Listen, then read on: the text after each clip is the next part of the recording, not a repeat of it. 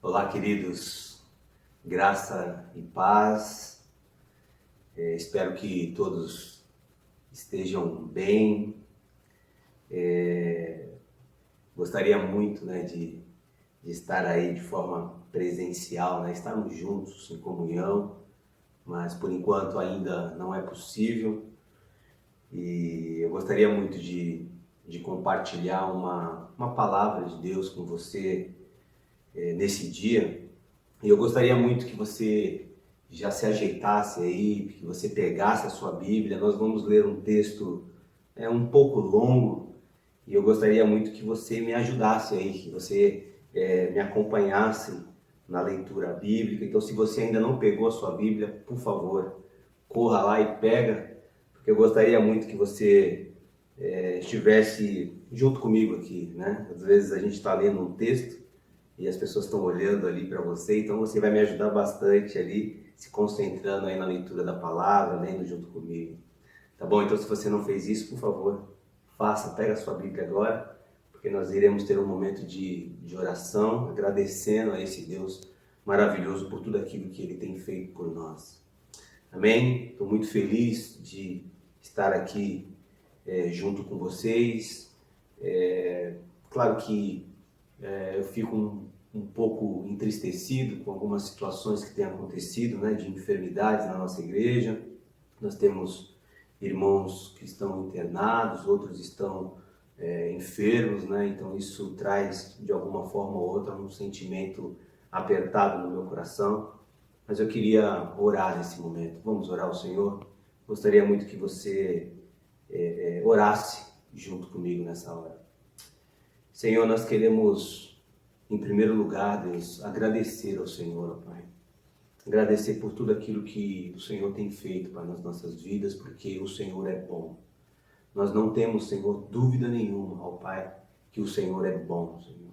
Sabe, nós queremos declarar, Senhor, nesse dia, que nós amamos o Senhor, Deus, e pedimos a Ti, Senhor, em nome de Jesus, que o Senhor nos ensine, Pai, a cada dia, a Te adorar, Deus, a nos alegrarmos no Senhor, mesmo diante de momentos difíceis, mesmo diante, sabe, onde as circunstâncias dizem não para nós. Senhor, nos ensina, Senhor, a Te adorar, nos ensina, Senhor, em nome de Jesus, Pai, a viver segundo o Teu querer e segundo a Tua vontade. Somos muito gratos, ó Pai, por mais um dia de vida que o Senhor nos proporciona, Senhor. Obrigado por tudo, Senhor.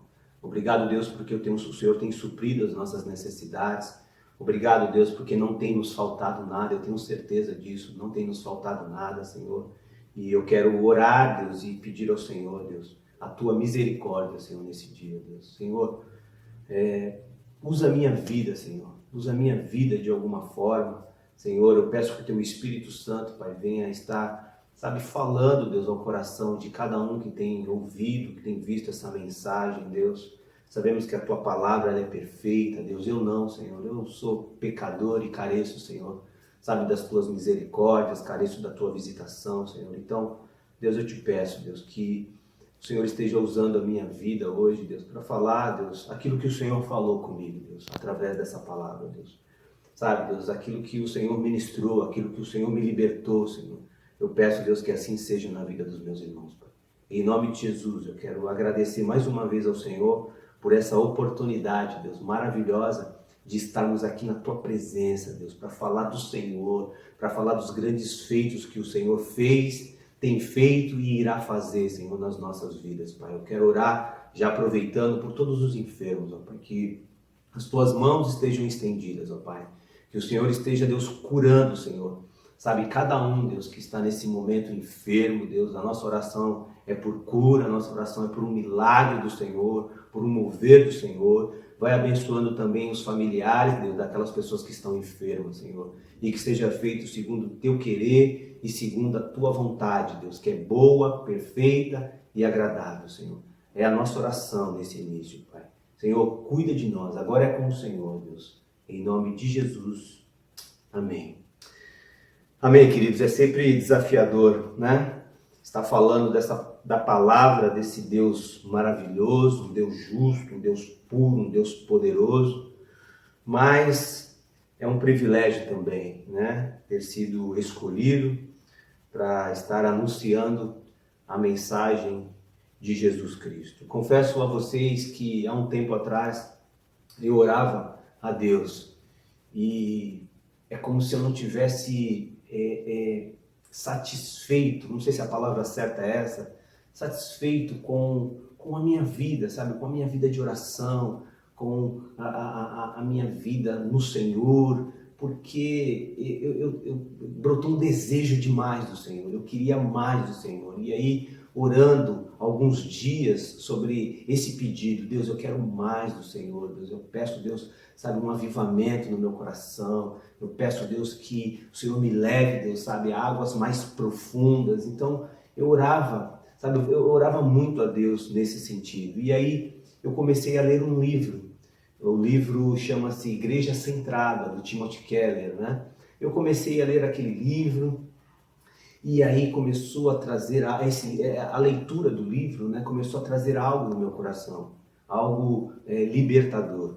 Então a base, né? A ideia da mensagem de hoje, ela veio desse livro. A inspiração, vamos dizer assim, não sei se é essa a palavra certa.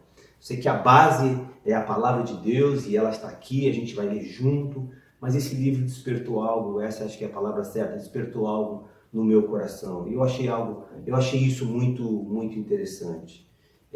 O livro me mostrou algumas áreas da minha vida que eu estava esquecendo. Então, eu estava esquecendo do Evangelho, eu estava esquecendo de aplicar o Evangelho nessas áreas da minha vida. Eu estava vivendo quase que no piloto automático, sabe? Então, eu tinha a minha prática de oração diária, né? Eu tinha ali a minha devocional junto com a minha esposa diariamente, a gente compartilhava a palavra junto, aí tinha aquele momento que eu separava para fazer a leitura da Bíblia, depois o estudo bíblico, mas isso todos os dias era dessa forma. Depois eu saía para trabalhar, chegava à noite, meditava um pouquinho mais, mas parecia que algo não estava legal. Parecia que algo estava faltando, alguma coisa. E aí, lendo um pouquinho mais, e aí eu fui ler os 4 evangelhos. João, né, no caso, eu aconselho você a ler os 4 evangelhos, começando de João, aí Mateus, Marcos e Lucas. Né? São as 4 narrativas, né, que falam sobre a vida de Jesus Cristo. E aí eu comecei a ler esses evangelhos e isso começou a trazer algo muito forte ao meu coração. Eu comecei a ver que tinha algumas coisas na minha vida que precisavam de ajustes. E eu espero que essa mensagem ela traga também um ajuste na sua vida. E me mostra, né, essa leitura da palavra, a leitura do livro me mostra que Cristo morreu por mim. Mas não só morreu por mim, viveu por mim também. Levou sobre si os meus pecados, que me libertou, que me justificou e me santificou. Voltar a pensar e praticar essas verdades tem resultado, pelo menos na minha vida, em amor, em gratidão pelo que Deus fez através de Jesus Cristo. Então isso me fez pensar em tudo que estamos passando, não só por causa da pandemia, mas porque o amor de muitos nós estamos percebendo que estão se esfriando. Pessoas se entregando cada vez mais às paixões desse mundo, deixando a família de lado, abandonando o casamento, abandonando a igreja, abandonando muitas vezes até a fé, para aqueles que um dia, né, esses que um dia tiveram contato com o Evangelho de Jesus, esses estão se esquecendo desse Evangelho, das boas novas e abandonando o Pai. Outros não abandonaram o Pai ainda, mas se esqueceram de quem o Pai é, o que o Pai representa. Então eu queria compartilhar rapidamente, eu gostaria muito que você abrisse sua Bíblia em Lucas, capítulo 15. Enquanto você abre aí a sua Bíblia em Lucas, capítulo 15, eu vou aqui me arrumando. Lucas, capítulo 15, nós vamos ler primeiramente o versículo 1 e o versículo 2, e depois nós vamos lá para o versículo 11, tá bom? Lucas, capítulo 15, versículo 1 e 2, o texto vai dizer assim: aproximavam-se de Jesus todos os publicanos e pecadores para o ouvir. Olha que lindo isso. Jesus atraindo os perdidos, os pecadores, para que eles ouvissem a mensagem de Jesus Cristo, ouvissem o Evangelho. Versículo 2: E murmuravam os fariseus e os escribas, dizendo: este recebe pecadores e come com eles. É muito interessante que nesses dois versículos é destacado dois grupos de pessoas: os publicanos e pecadores e os fariseus e religiosos. Então, aqui nós temos dois grupos de pessoas. Agora vamos ler o versículo 11 ao 22. É a leitura um pouquinho longa, por isso eu gostaria muito que você me acompanhasse aí na sua Bíblia. A minha versão aqui é revista e atualizada, tá bom? Vamos lá? Lucas capítulo 15, versículo 11, vai dizer assim: E Jesus continuou: certo homem tinha 2 filhos. O mais moço deles disse ao pai: Pai, dai-me a parte que me cabe dos bens. E ele lhes repartiu os haveres. Passado não muitos dias, o filho mais moço, ajuntando tudo o que era seu, partiu para uma terra distante, e lá dissipou todos os seus bens, vivendo dissolutamente. Depois de ter consumido tudo, sobreveio àquele país uma grande fome, e ele começou a passar necessidade.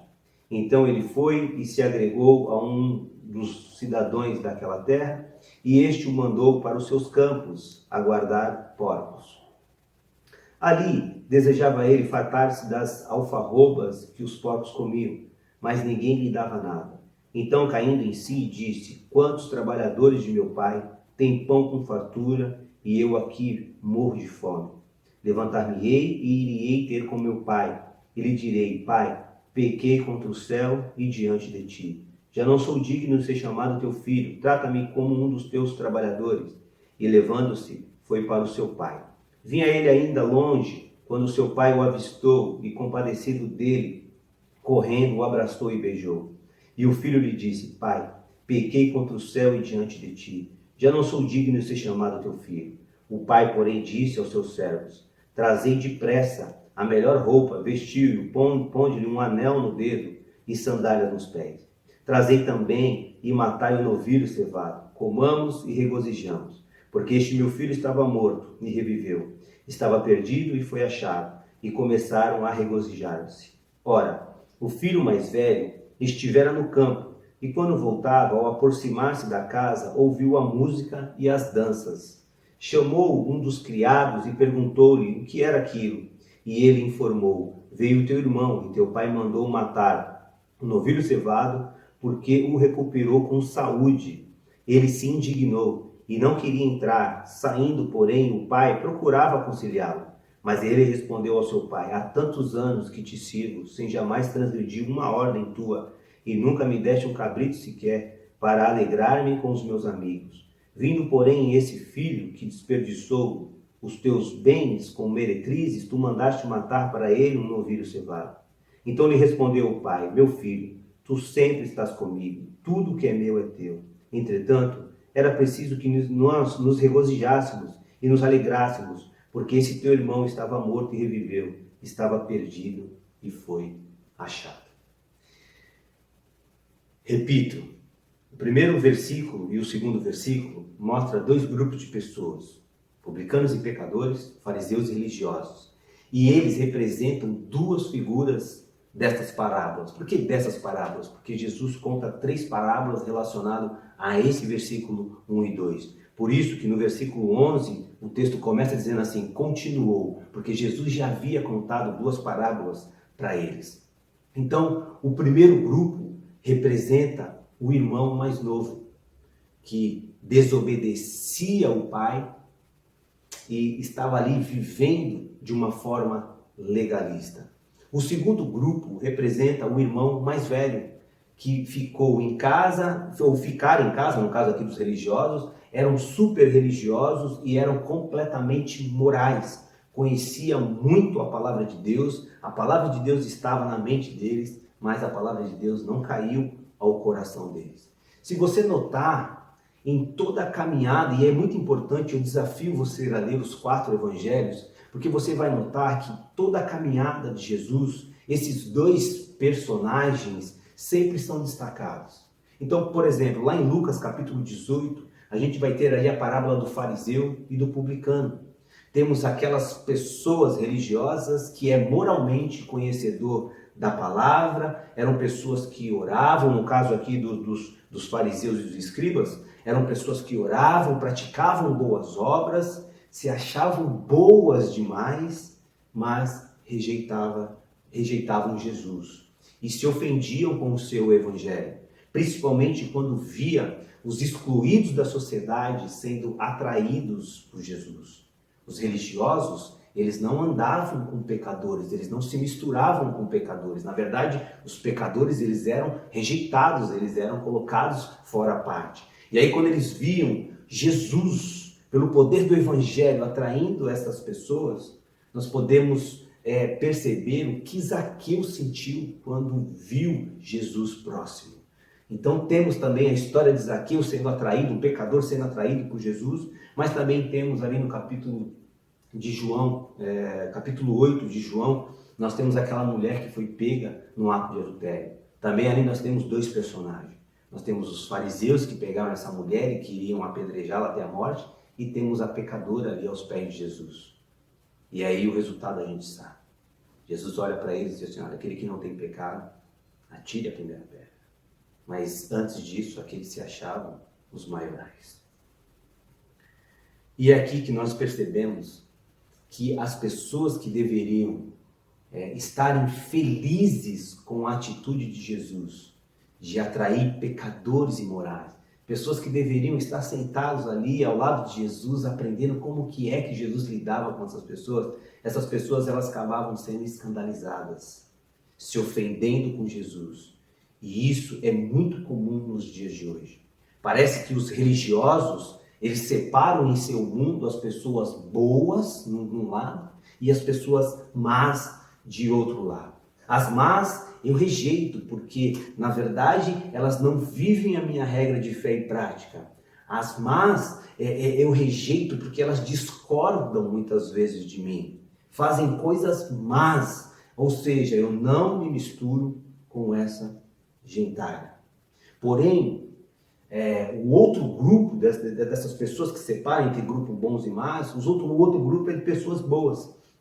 Né? E essa sim, eu faço questão de andar junto. Eu formo aquele grupinho, muitas das vezes, esse grupo fechado. Temos o mesmo pensamento das pessoas. Essas pessoas que são boas, que eu considero boas, elas não discordam de mim. Na verdade, elas me ajudam em alguma coisa. Então, já que ela compartilha do mesmo pensamento que eu, então nós somos melhores. E somos melhores porque nós temos Deus, porque obedecemos a Deus. E Deus nos recompensará por essa obediência.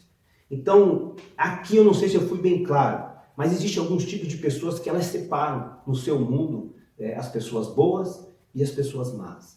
Então as pessoas más rejeitam e as pessoas boas elas querem estar próximas. Mas Jesus me ensina com esse texto que quando a mensagem do Evangelho ela é pregada com clareza, ela é pregada com verdade, não só apenas no intelecto, mas no coração que me move a praticar. Quando essa mensagem ela é pregada com clareza, as pessoas imorais, as pessoas que se sentem perdidas, elas vêm até mim, elas vão até Jesus. As pessoas imorais que vivem uma vida desregrada são atraídas pelo poder do Evangelho de Jesus Cristo. É lindo ver como é que Jesus atraía as pessoas sem fazer força. As pessoas procuravam Jesus porque sabia que em Jesus elas encontrariam um abrigo, elas encontrariam um consolo, elas encontrariam uma palavra de transformação e de libertação. Mas o que é esse Evangelho? Paulo, lá em Romanos capítulo 1, especificamente no versículo 16, vai dizer que o Evangelho é o poder de Deus para a salvação. E que ele não se envergonha desse Evangelho. Então o Evangelho é o poder, olha só que lindo isso, é o poder de Deus para a salvação. Se é o poder de Deus e vimos Jesus, através desse poder, atraindo pessoas pecadoras com esse poder, por que então, eu fiquei pensando, por que então nos dias de hoje percebemos uma grande dificuldade da igreja de atrair os perdidos, de atrair os pecadores? Logo penso que está faltando algo para a igreja. Ou, pelo menos, Para alguns membros da igreja, está faltando algo. Possivelmente, não quero aqui julgar, porque essa palavra ela veio muito forte ao meu coração. Então, primeiro em mim. Então eu fiquei pensando, opa, por que eu não tenho atraído perdidos? Talvez porque estivesse faltando o poder do Evangelho, a centralidade do Evangelho em meu coração. O Evangelho, ele não é um bom conselho. Não é algo que você chega e aconselha alguém. Não. O Evangelho não é um bom conselho. O livro fala isso. O livro Igreja Centrada, onde despertou essa mensagem, e muitas das vezes eu vou falar muitas coisas que está no livro, tá bom? Então, o livro ele ensina isso, que o Evangelho não é um bom conselho, e sim uma boa notícia. Notícia é algo que já, muitas das vezes, é algo que já aconteceu. O Evangelho não é algo que fazemos, e sim o que foi feito por nós. Isso é muito importante. O Evangelho não é algo que nós fazemos, mas é algo que alguém fez por nós, na qual devemos dar uma resposta, devemos anunciar uma boa notícia. Muitas das vezes nós anunciamos, já que entendemos que é uma boa notícia, que anuncia como fomos resgatados e salvos por Jesus Cristo pela graça mediante a fé. Tornar-se cristão diz respeito a uma mudança de relacionamento com Deus. Conhecer o Evangelho, buscar conhecer o Evangelho, nos diz respeito ao que fazemos. Mas na verdade, conhecer o Evangelho não diz respeito ao que fazemos, ou seja, não diz respeito às obras que fazemos, mas diz respeito ao que Cristo fez por nós. O que o Pai fez em Cristo por nós.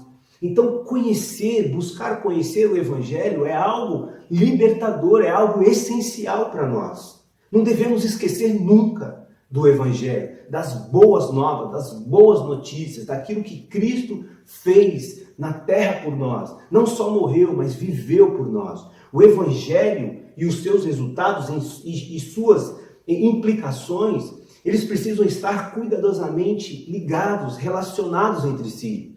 Não podem ser confundidos nem separados. Martinho Lutero diz algo muito interessante em relação a isso. Ele diz assim, que somos salvos só pela fé, mas não uma fé que permanece só.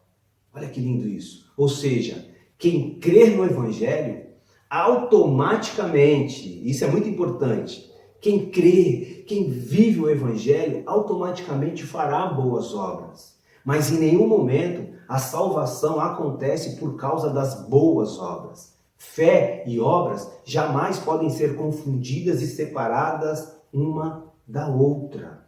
Efésios, capítulo 2, versículo 8 ao 10, o apóstolo Paulo vai dizer assim, porque pela graça sois salvos, mediante a fé, e isto não vem de vós, é dom de Deus, não de obras, para que ninguém se glorie, pois somos feitura dele. Olha que linda, essa palavra feitura significa poesia no original. Nós somos uma poesia dele, criado em Cristo Jesus, para boas obras. Olha que lindo, nós somos criados para boas obras, as quais Deus, olha que lindo isso, de antemão preparou para que andássemos nelas, ou seja, já está tudo preparado.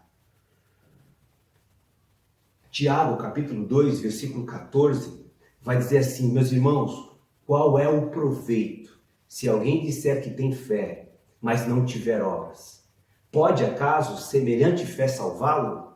Se um irmão ou uma irmã estiverem carecidos de roupa e necessitados do alimento cotidiano, e qualquer dentre vós lhe disser, ide em paz, aquecei-vos e fartai-vos, sem contudo lhe dar o necessário para o corpo, qual é o proveito disso? Versículo 26 de Tiago, no capítulo 2, vai dizer assim, porque assim como o corpo sem espírito é morto, assim também a fé sem as obras é morta. As pessoas as pessoas que praticam as obras, mas se esqueceram do Evangelho, que é a boa notícia de Jesus, O resultado desse fazer, dessa obra sem o Evangelho, é fazer de forma mecânica, baseado muitas das vezes em suas forças.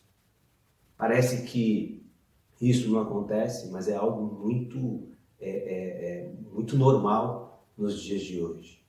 Estamos ali fazendo a obra, mas sem crer no Evangelho, sem um sentido de fé em nosso coração. A consequência disso, muitas das vezes, é o julgamento de pessoas. É por isso que muitas vezes a gente acaba ouvindo aquelas pessoas que são muito praticantes dentro da igreja, sabe? E não há nada de errado nisso, não. O que é importante é você fazer as obras antenada com Cristo.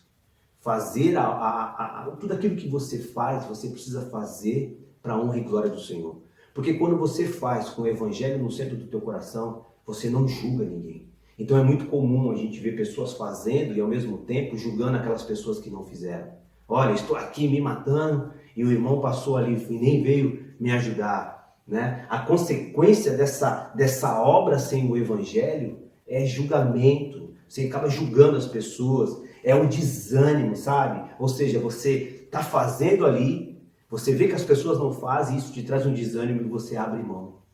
Aí você diz assim, quer saber? Eu não vou fazer mais nada, porque eu não vejo ninguém fazendo. Então, quando o Evangelho ele está no centro, você vai fazer e vai continuar fazendo, porque aquilo que você faz não é para o homem ver, é para a glória de Deus. Você entende que foi um chamado de Deus para as boas obras, para fazer as boas obras, mas essas boas obras, elas precisam estar totalmente ligadas ao Senhor.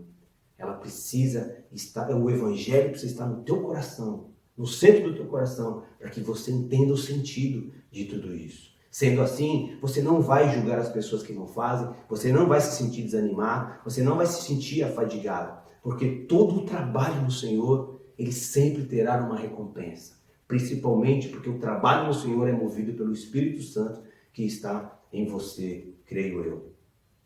Então, a falta de poder que o Evangelho produz, porque você esqueceu dos ensinamentos do Senhor, é que te leva muitas das vezes a dar um falso testemunho.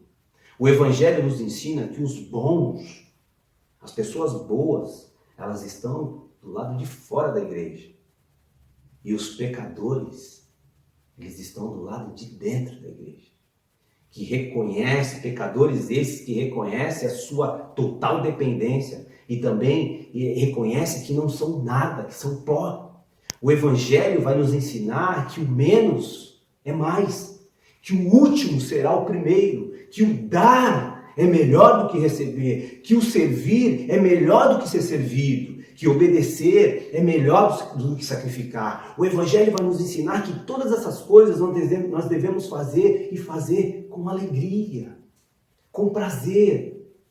Então, quando eu olho para o texto aqui do versículo 11, da parábola dos dois filhos, a primeira coisa que me vem ao coração é que o irmão mais novo, que tinha tudo do bom e do melhor, ele toma uma atitude relativista, uma atitude liberalista. Jesus nos dá uma concepção aqui, nesse texto, do primeiro filho, nos dá uma concepção profunda do que é o pecado.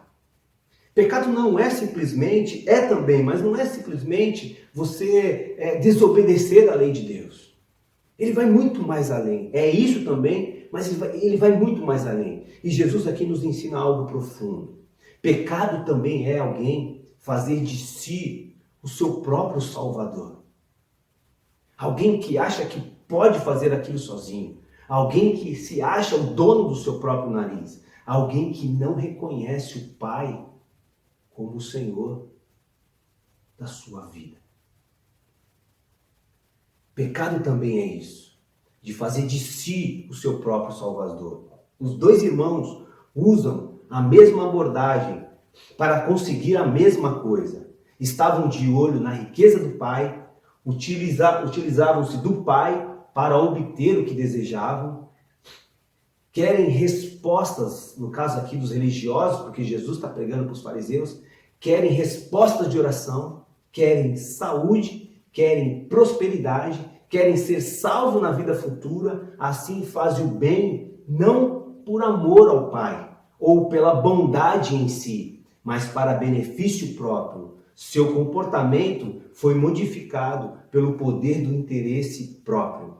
E aqui eu queria ler algo que está no livro, na página 84, que eu achei muito, mas muito interessante mesmo.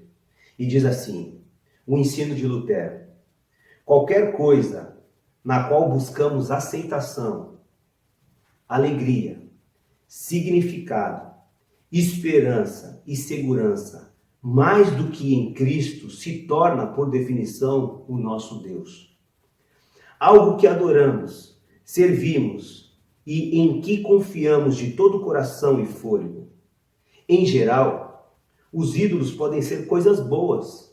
Pode ser família, pode ser as realizações, pode ser o trabalho, pode ser a carreira, pode ser o romance, pode ser o talento, o dom que foi Deus que te deu, e etc. Até mesmo o ministério do Evangelho pode se tornar um ídolo, que transformamos em coisas supremas para nos dar a importância e a alegria que nos falta. Olha que profundo isso. Depois, essas coisas nos derrotam, porque ficamos dependentes delas.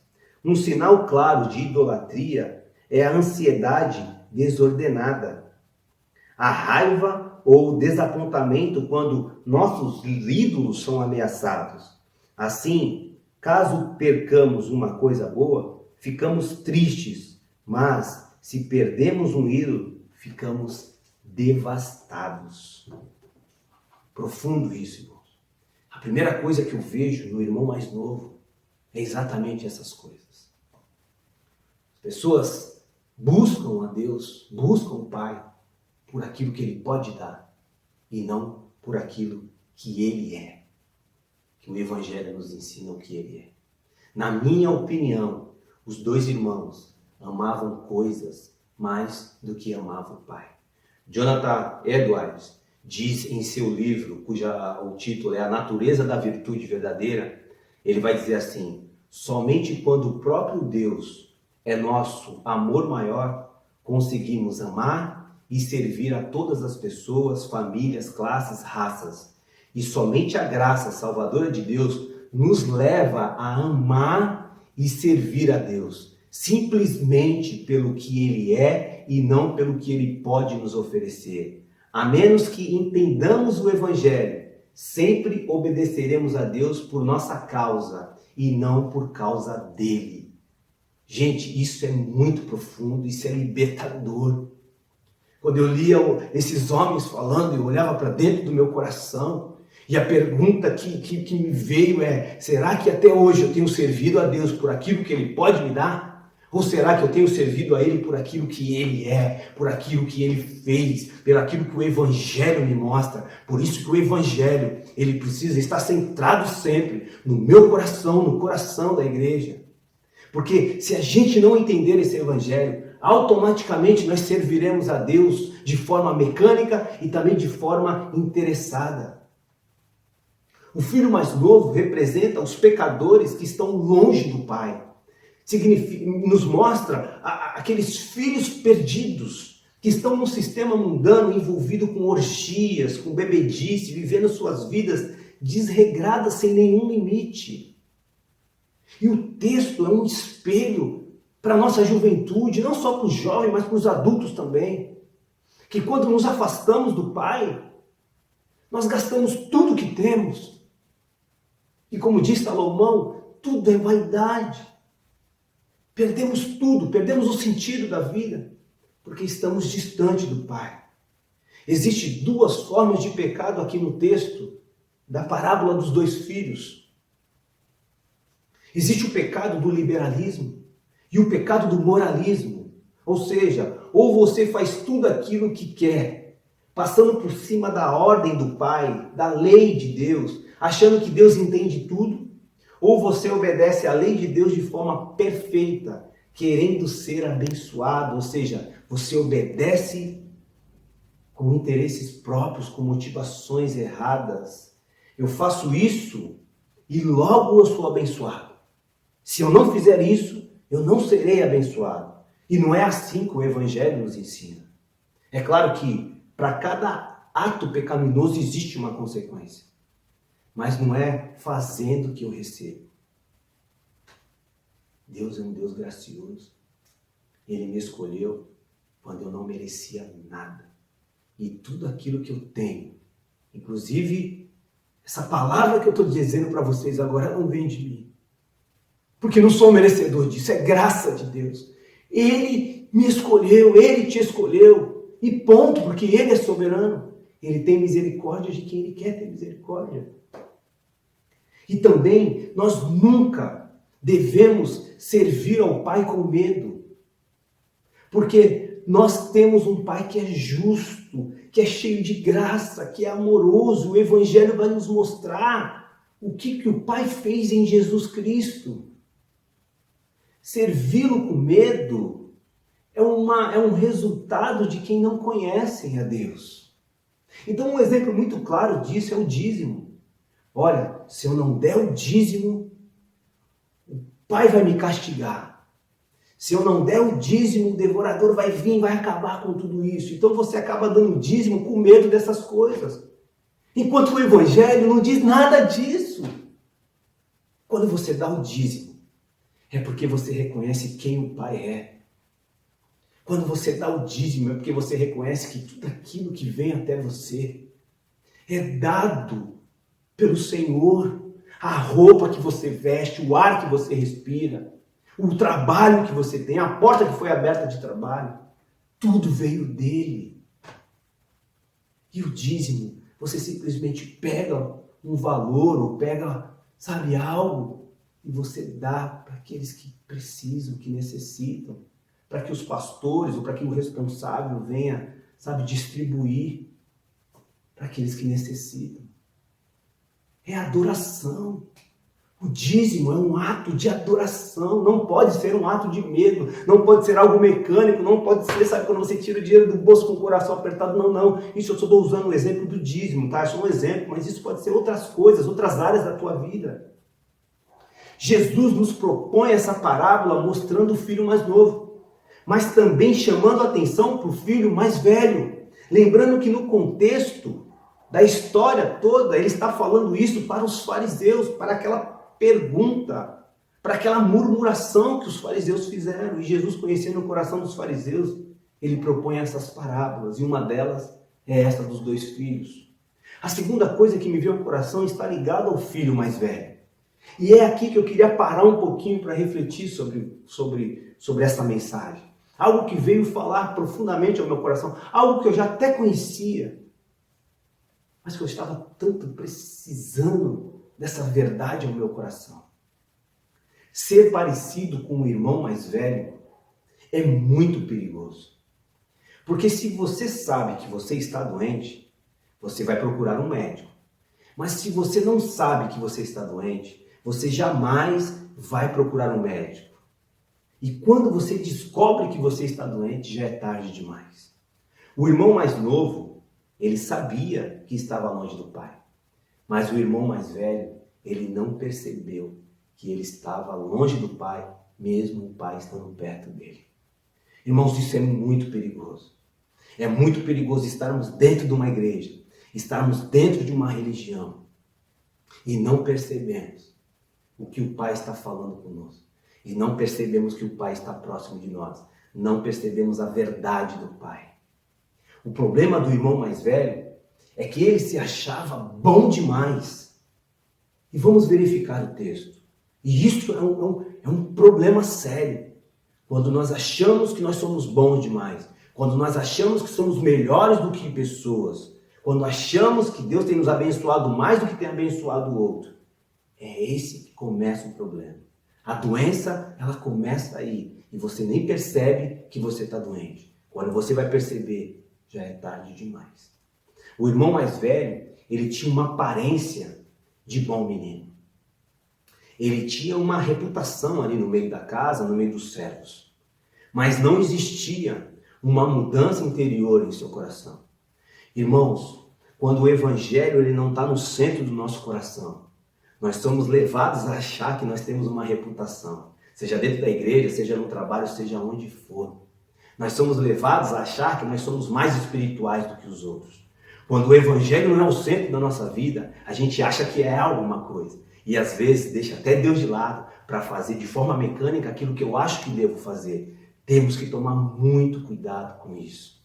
Temos que sempre voltar ao evangelho. Porque quando voltamos ao evangelho, o evangelho vai nos colocar aonde é realmente o nosso lugar. Nós somos pó e carecemos diariamente da glória, do auxílio, do conselho do nosso Deus.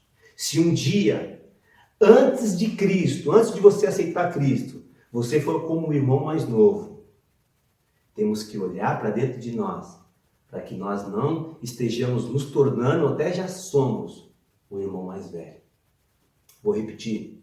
Se um dia, antes de Cristo, você foi como o irmão mais novo, temos que olhar para dentro de nós com o espelho do evangelho e tomar cuidado para não ser como o irmão mais velho.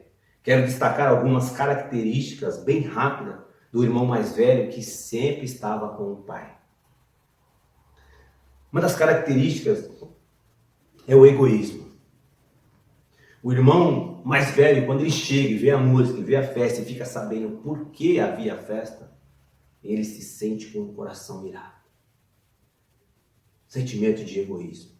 Achava que o que ele tinha foi conquistado com o seu esforço, ou pelo menos ele tinha direito, de tudo aquilo que ele tinha. Por isso achava que, em primeiro lugar, tudo que tinha era para uso próprio, ou seja, ele tinha muita dificuldade de dar algo para alguém. E isso é muito sutil.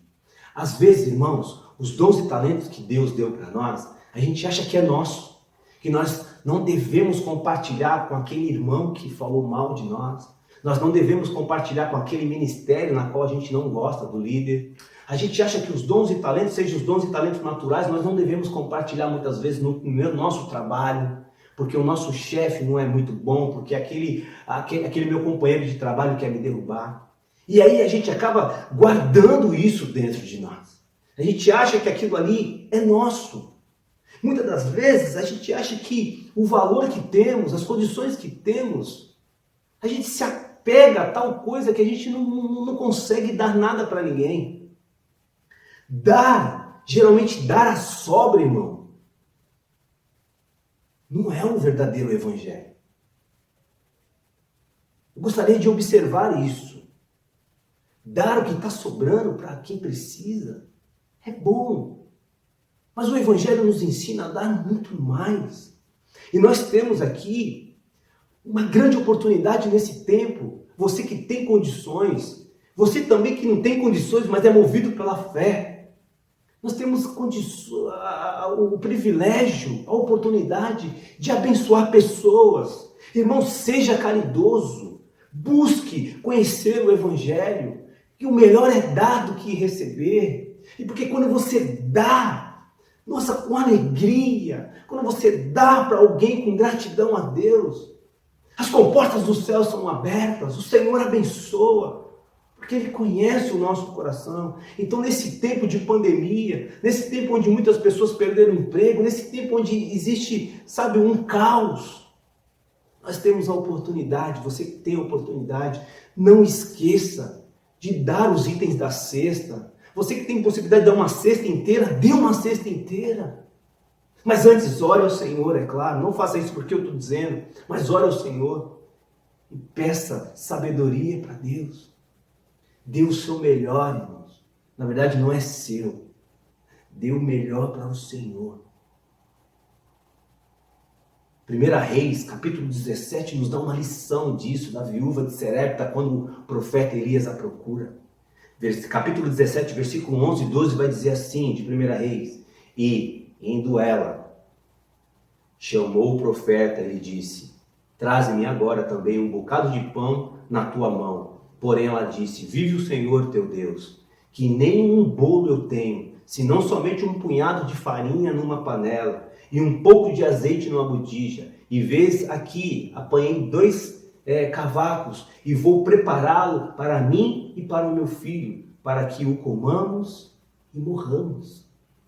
E o profeta fala: mas me dá isso. E ela vai dar, irmãos. Se a gente olhar para o Evangelho, a gente vai ver que Cristo, ele veio e nos deu a vida para mim, que sou pecador, que não merecia. Então, irmãos, não permita que o egoísmo se aloje no seu coração. Não tenha medo de dar. Não tenha medo de abençoar. Não tenha medo de ofertar. O Evangelho vai te ensinar que dessa vida a gente não leva nada. A segunda característica é a falta de misericórdia do irmão mais velho. O irmão mais velho, ele não teve o prazer, não tem prazer, não se alegra com pecadores arrependidos. Jesus usa essa parábola para falar para os fariseus: ei, vocês conhecem tanto a lei, mas vocês não têm prazer na vida do perdido, na vida de um pecador arrependido. Não vibram com a chegada desses. Irmãos, tem igrejas que elas não vibram quando alguém se arrepende, quando alguém se converte ao Senhor, elas não vibram. Para elas parece que é algo normal. Não pode ser assim. O Evangelho vai nos dizer que há alegria no céu. A festa no céu quando um pecador se arrepende, quando entrega a sua vida ao Jesus. O céu celebra. Por que nós também não celebramos? Não nos alegramos? É uma característica também de que o Evangelho não está no centro. Temos que ser uma igreja centrada no Evangelho para vibrarmos com essas coisas, para nos alegrarmos quando os perdidos são atraídos. A característica do irmão mais velho é que quando as coisas dão errado, ele ficou furioso. Quando o pai não fez o que ele queria, ele ficou com raiva. Alimentar esse tipo de sentimento sem perceber é muito perigoso, porque facilmente você vai desanimar com o pai, são as palavras de Lutero que eu li, e criar problemas de relacionamento na família. E isso porque o Evangelho deixou de ser o centro, a verdade deixou de ser o centro. Principalmente nos dias de hoje, quando Deus não faz o que você quer. Qual é o seu sentimento? Seja sincero agora. Quando você está orando e Deus não faz o que você quer, qual é o sentimento que é gerado dentro do seu coração? É um sentimento de raiva? É um sentimento de decepção? Você é daquelas pessoas que começam a jogar na cara de Deus: por que, Deus? Eu sou tão bonzinho, eu obedeço a tua palavra, eu dou o dízimo. Será que você é um desses? Será que quando Deus não faz aquilo que você quer, você se sente totalmente desanimado? Ao ponto de questionar a existência de Deus? A existência do Pai? Ou será que você é aqueles que ficam procurando, quando as coisas não dão certo, você fica procurando algo dentro de você para que você possa justificar o seu fracasso? Se culpando, se martirizando, muitas das vezes envergonhado porque a sua reputação foi colocada em jogo.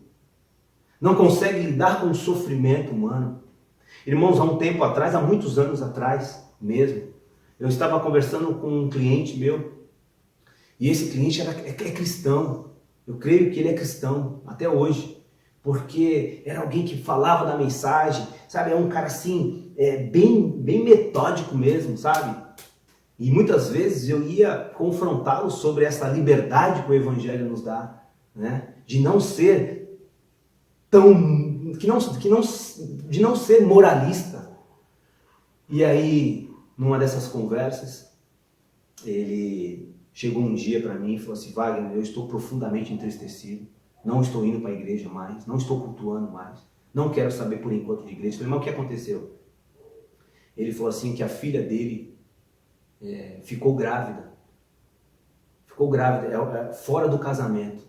Então, esse casal, né, o marido e a mulher, sempre criaram os filhos, levaram os filhos para a igreja, criou uma reputação dentro da igreja. E aí, de repente, essa menina fica grávida. E aí aquilo para ele arrasou com ele, acabou com ele. E ele questionou Deus, porque ele era tão bonzinho, porque ele fazia coisas boas, porque ele fazia a obra e tudo mais. Esse homem, ele não entendeu a graça de Deus, o propósito de Deus, o Evangelho de Jesus Cristo. E é como, muitas das vezes, nós lidamos com situações de fracasso justamente dessa forma. Quando não culpamos Deus, nós nos culpamos. É claro, irmão, repito aqui, que cada pecado tem a sua consequência. Mas o Senhor, Ele precisa ser o centro, Ele precisa ser o maioral. O amor de Deus, o amor por Deus, Ele precisa ser algo que diariamente a gente venha cultivar isso no nosso coração. Porque senão nós iremos nos decepcionar. Porque não é na nossa força, não é a nossa vontade. Deus tem um propósito em todas as coisas. A boa notícia de Jesus vai nos mostrar um outro caminho, uma outra verdade. Vai mostrar Jesus que não cometeu nenhum erro nessa terra. Vai mostrar um Jesus que foi 100% justo, que não havia pecado, nenhuma mancha sequer de pecado. Mas que sofreu, e sofreu muito, muito mais do que eu e você. E às vezes o Evangelho está na mente das pessoas, mas nunca desceu ao coração. Como nesse homem que eu citei agora. O Evangelho estava na mente, mas não havia caído ao coração. Muitas das coisas talvez que ele tenha feito na força do seu braço. Por isso que não entendeu, e quando aconteceu um baque na sua vida, até para quebrar a religiosidade, ele sentiu. Espero que hoje ele esteja nos caminhos e tenha voltado, porque eu nunca mais o encontrei. Somos salvos pela graça. Quando estávamos perdidos, fomos achados. O Evangelho vai nos mostrar isso. Quando nós não merecíamos nada, quando estávamos perdidos, nós somos achados. Não é que nós achamos, nós fomos achados. Não merecíamos nada. E Cristo pagou com sua vida para sermos libertados. Cristo nos libertou, nos justificou, nos santificou. O que Jesus está ensinando aqui é exatamente isso. Veja o versículo 28. E ele se indignou e não queria entrar. Saindo, porém, o pai procurava reconciliá-lo. O pai procurava conciliá-lo. Ou seja, a iniciativa sempre será do pai. O filho ficou tão revoltado, tão irado, que ele não quis entrar na festa. Ele não quis viver aquele momento de comunhão, aquele momento de alegria. E o texto vai dizer que mesmo o irmão mais velho tendo esse tipo de reação, o pai vai até ele, assim como o pai estava esperando o filho mais novo, o pai vai até ele para conciliá-lo e convida ele, olha, vem para a festa, vem comigo. Irmãos, o Evangelho é a única religião, vamos colocar religião entre aspas aqui, tá bom? É a única religião que mostra que o pai vai atrás do filho, que Deus é que olha por nós, que vem até nós, que tem um desejo de se relacionar conosco, que nos amou primeiro, que nos atraiu. As outras religiões, você precisa fazer algo para atrair a divindade. Mas o Evangelho não. O Pai é a graça de Deus que em todos os dias vem até mim e diz, filho, não é desse jeito.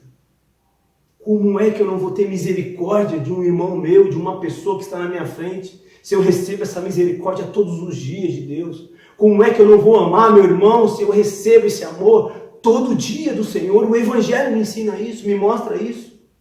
Ou seja, somos as pessoas mais felizes do mundo. O Senhor é meu pastor e nada vai me faltar. A graça dele me basta, o poder dele se aperfeiçoa nas minhas fraquezas. O texto vai dizer que, olha, não ande ansioso por coisa alguma, com o que havei de comer, de vestir, de beber. Busque em primeiro lugar o Senhor e as demais coisas serão acrescentadas. A terceira característica do irmão mais velho que eu queria destacar, tem muitas aqui, mas eu queria destacar essa, está no versículo 29.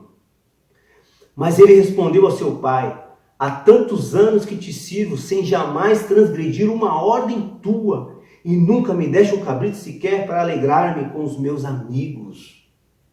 O moralismo nos leva à obediência de uma forma mecânica e sem alegria. Porque ele estava obedecendo o pai, o texto diz que ele obedecia o pai como escravo, olha só. Irmão, o trabalho de um escravo, muitas das vezes, é aquele trabalho árduo. É aquela coisa que você não quer fazer e você vai e faz por causa de um moralismo. Deus, ele não te obriga a nada. E muitas das vezes dentro da igreja, ou dentro do evangelho, né, um evangelho não que está no centro, as pessoas estão fazendo as coisas, estão fazendo a obra de forma mecânica, de forma obrigada, sabe? Olha, eu tenho que fazer isso. Não, você não tem que fazer. Não, eu tenho que fazer isso porque senão Deus vai me castigar. Olha, eu tenho que fazer isso porque o pastor falou para fazer. Não, você não tem que fazer isso.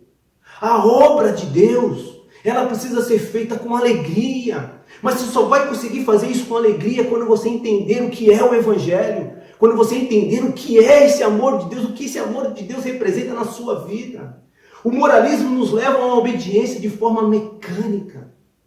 E aí um dia você vai cansar disso. É por isso que hoje temos muitas pessoas que um dia foram bênçãos e hoje estão afastadas.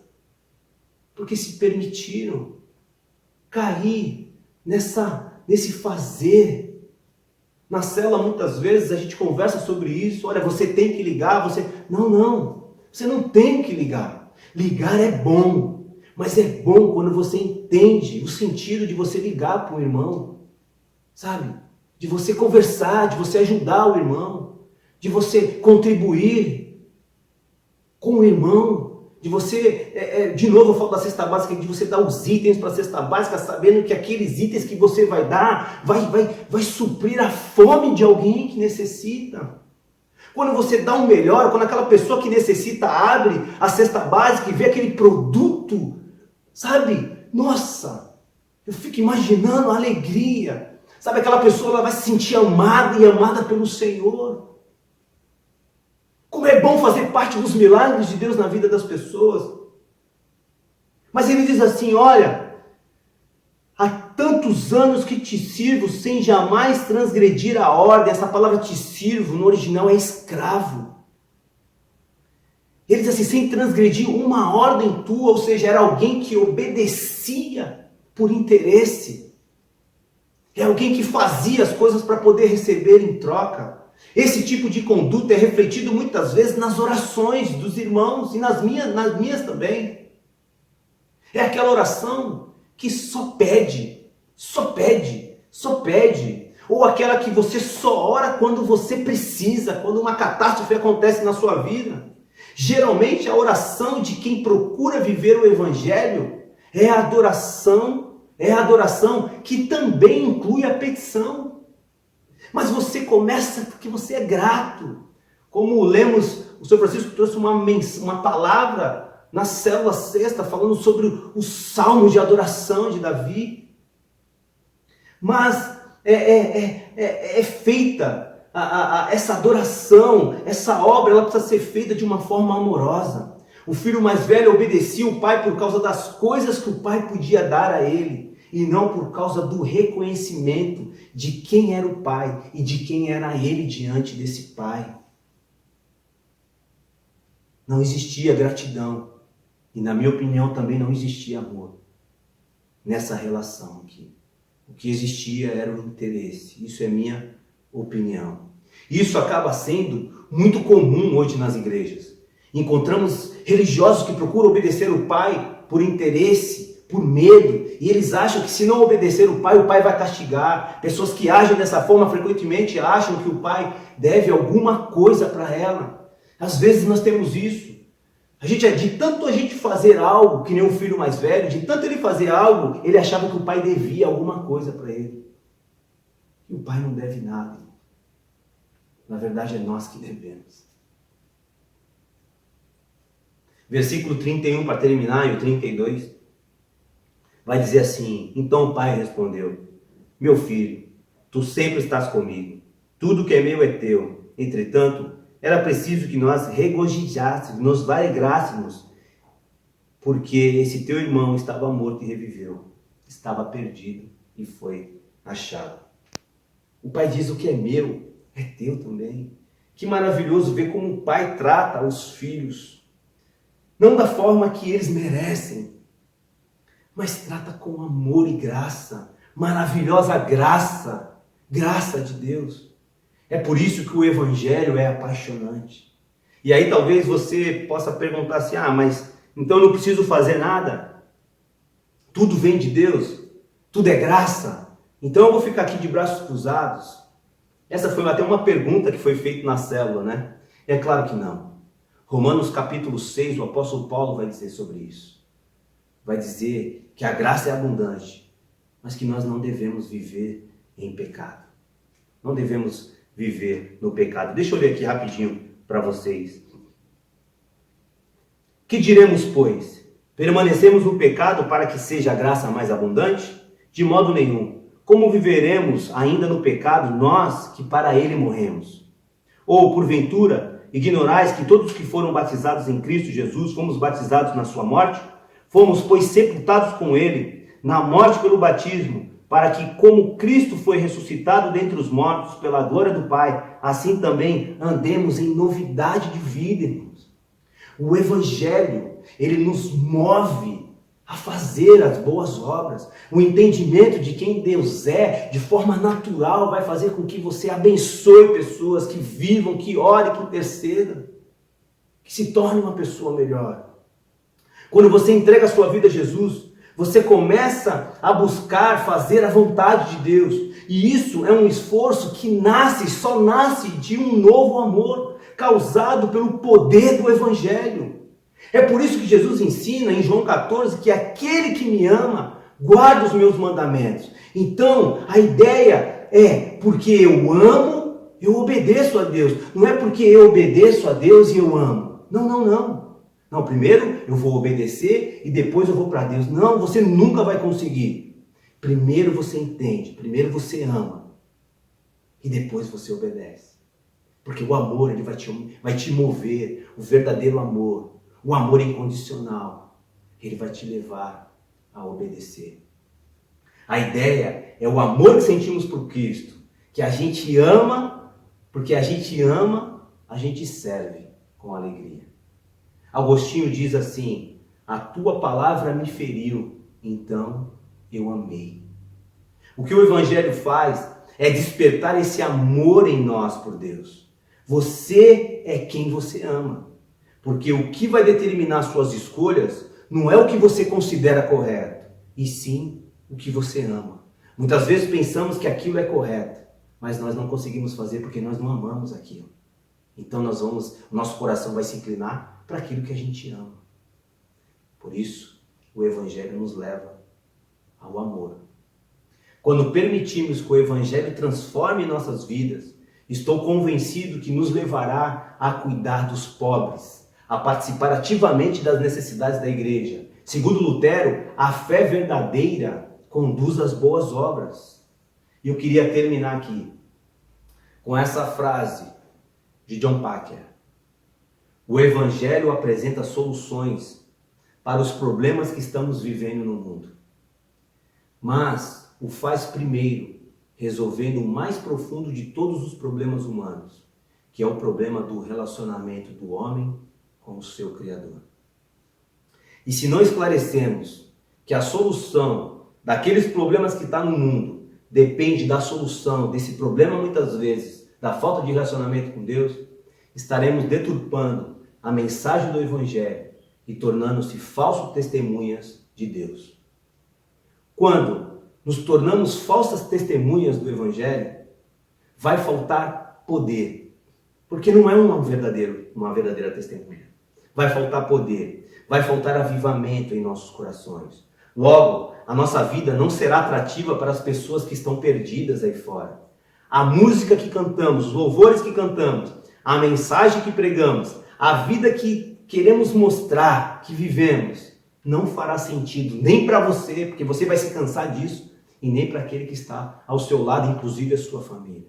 Somente entendo as boas novas de Jesus, através do Espírito Santo, que tudo que fizermos fará sentido, quando fizermos de todo o nosso coração, para que sempre o nosso Senhor seja glorificado, e essa é a ideia central. Tudo aquilo que você fizer, faça para a honra e glória do Senhor. Termino com um texto que está no Antigo Testamento. E esse texto, ele é tão difícil de entender quando o Evangelho não está no centro do nosso coração. Esse texto tem tudo a ver com os dias de hoje, mas é tão difícil a gente muitas vezes entender se a gente não estiver com um relacionamento com o Pai, que é o texto de Abacuque. Porque ainda que a figueira não floresça, ainda que não haja o fruto na vide, ainda que decepcione o produto da oliveira, e os campos não produzam mantimentos, ainda que as ovelhas da malhada sejam arrebatadas e nos currais não haja gado. Olha só, irmãos, ainda que não aconteça nada na minha vida, ainda que minha vida esteja um caos, para aqueles que têm o centro, o Evangelho no centro, aqueles que entenderam a graça de Deus, o propósito, a soberania do seu Senhor, todavia me alegrarei no Senhor, exultarei no Deus da minha salvação. O Senhor é a minha força e fará os meus pés os das servas e me fará andar sobre minhas alturas. Olha que lindo é isso. Todavia me alegrarei, não nas circunstâncias, mas no Senhor. Olha que declaração de adoração. Me alegrarei no Senhor. Pegando o contexto da vida de Abacuque no Antigo Testamento, o que ele estava passando ali. Exultarei em Deus da minha salvação. Olha só, a salvação não está em homens. A salvação não está nas minhas obras. A salvação é no Senhor. O Deus da minha salvação. O Senhor Deus é a minha força. A força vem dele. A força para continuar. A força para aguentar firme. A força para, prosseguir. Vem dele. E ele fará os seus pés como Pedro, andando sobre as águas, andando no impossível, crendo no impossível, crendo no Senhor, que é o Deus do impossível.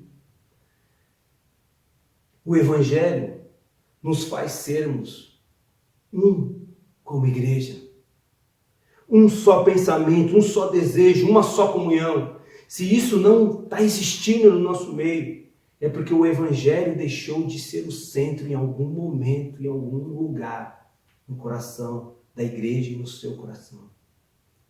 Por isso, o meu desejo nesta manhã, ou nesta noite, é que o Evangelho seja o centro da sua vida. Que você reflita qual dos dois irmãos você parece mais. E se você falar não, glória a Deus por isso. Mas eu queria que você meditasse, porque tem características do irmão mais velho que eu não citei aqui. Mas tudo aquilo que você fizer, faça por amor ao Senhor. Seja uma pessoa melhor a cada dia. Como o apóstolo Paulo diz, uma novidade de vida, dia a dia. Queria orar por você, mais uma vez. Senhor, eu quero agradecer ao Senhor por esta palavra, Deus. Eu espero, Deus, que essa palavra, Pai, ela gere no coração dos meus irmãos, Senhor, tudo aquilo que foi gerado no meu coração, Deus. Senhor, a liberdade, Deus, eu fui liberto de muitas coisas aqui, Deus. Muitas características do filho mais novo, muitas características do filho mais velho. Senhor, Deus, eu te peço, Deus, que o poder da Tua palavra, Pai, ela venha sobre as nossas vidas, Pai. Sabe, Deus, e venha fazer, morada, Deus, e venha, nos libertar. Que venha, Deus, fazer com que as escamas caiam dos nossos olhos, ó Pai, que possamos ser pessoas melhores a cada dia, Senhor, no nome de Jesus, Pai. Senhor, o Teu Evangelho é aquele que leva conforto, leva consolo, Deus, através do Teu Espírito Santo, que é o nosso ensinador, que é o nosso intercessor, que é o que intercede por nós com gemidos inexprimíveis, ó Pai. Senhor, eu oro, Deus, pedindo ao Senhor, Deus, que o Senhor seja a força daqueles que precisam de força, Pai, nesse dia, Deus. Que o Senhor, Deus, seja a provisão, seja o sustento, seja o maná que cai do céu para aqueles que estão famintos, Pai, nesta hora, no nome de Jesus, ó Deus. Senhor, que o Senhor seja o libertador, Senhor, daqueles que estão se sentindo acorrentados, amarrados, Deus, onde a vida não anda, Deus, em nome de Jesus. Que o Senhor seja o libertador em nome de Jesus nesta hora, Pai. Senhor, que o Senhor esteja convencendo, Deus, aquele que tem, ficado com o coração endurecido cada vez mais, Deus, nesse tempo de pandemia. Aqueles, Deus, que estão com o coração amargurados, ressentidos, Deus. raivosos, Deus, em nome de Jesus, que já não vibram mais como um pecador, que já não vibram mais, Deus, como um perdido, arrependido, Deus. Senhor, aqueles, Deus, que são muito murmuradores, Pai, estão vivendo dias de murmuração, Senhor, assim como os fariseus, Pai, que o Senhor venha entrar com provisão agora, em nome de Jesus, Pai. Eu peço, Deus, que tudo isso venha cair por terra e que o Senhor, através do poder do Teu Evangelho, Deus, em nome de Jesus, venha mostrar, Senhor, sabe, a verdadeira conduta de um cristão, Senhor. Que o Senhor esteja apagando, retirando todo esse sentimento ruim do coração dos meus irmãos, Pai. E que quando voltarmos, todos nós iremos nos sentir alegres, Pai, de estarmos juntos um com o outro, porque o Evangelho, ele traz a comunhão genuína, Pai. Ele traz o prazer de estar junto com o meu irmão. Quantos agora, Senhor, deixaram de cultuar porque está com o coração ressentido, que está com o coração amargurado, chateado, desanimado, Deus. Senhor, eu oro para que esse poder, Pai, esse poder, Deus, em nome de Jesus, Pai, que é o poder do Evangelho, o poder da salvação, Deus, que o poder, Pai, venha sobre as nossas vidas, Pai, e transforme-nos, Deus, de dentro para fora, Deus, em nome de Jesus. O Evangelho tem esse poder de transformar o ser humano de dentro para fora, e que assim seja em nome de Jesus, ó Pai. Senhor, abençoa o necessitado, Pai, nesta hora. Abençoa, Deus, em nome de Jesus, como oramos no começo, os enfermos, entra com o poder de cura, Senhor. Deus, em nome de Jesus, se assim o Senhor desejar, Pai. Nós queremos, Deus, aqui colocar a Tua vontade, Deus, que é perfeita. Sabemos que o Senhor trabalha em todas as coisas. Sabemos que todas as coisas contribuem para o bem daqueles que Te amam, Jesus. Nós cremos nisso. Mas nós oramos, Pai, nesta noite por cura. Cura aqueles que o Senhor quiser curar agora, em nome de Jesus. Seja qualquer tipo de dor, seja o que tiver no corpo, no físico, Deus, que o Senhor venha entrar com provisão. Mas cura o espiritual, cura o coração, a alma, Deus, em nome de Jesus, Pai. Vem com o Teu poder, Pai. Abençoa, Senhor, em nome de Jesus, Pai. Ah, Deus, nós Te louvamos e Te agradecemos por essa oportunidade, Pai. E Deus, tenha misericórdia, aquilo que eu não consegui falar, aquilo que eu não fui claro. Espírito Santo de Deus, por favor, ó Pai, fala, Deus. Fala ao coração da Tua igreja, fala ao coração daqueles que nos ouvem, Pai. Se tem alguém vivendo como um filho pródigo, afastado dos caminhos do Senhor, Deus, que o Senhor venha trazer reconciliação, Deus, em nome de Jesus, ó Pai. Se tem alguém que sabe, está nos ouvindo e vendo agora, que ainda não tomou uma decisão por Jesus Cristo, que ainda não provou desse amor genuíno, que assim seja, em nome de Jesus, Pai. Que o Senhor venha atrair essa pessoa, que o Senhor venha convencer essa pessoa, e que essa pessoa, ela venha fazer a maior decisão da sua vida, a decisão mais importante da sua vida, que é entregar a sua vida a Jesus Cristo. Olha, meu irmão, você que tem passado momentos difíceis, busca o Senhor. Olha, meu amigo, você que ainda não entregou a sua vida a Jesus, que nesta hora você possa entregar a sua vida a Jesus e fazer parte dessa família maravilhosa, que é a igreja do Senhor. Amém? Queridos, amém. Que Deus abençoe a vida de todos vocês. Fique com Deus.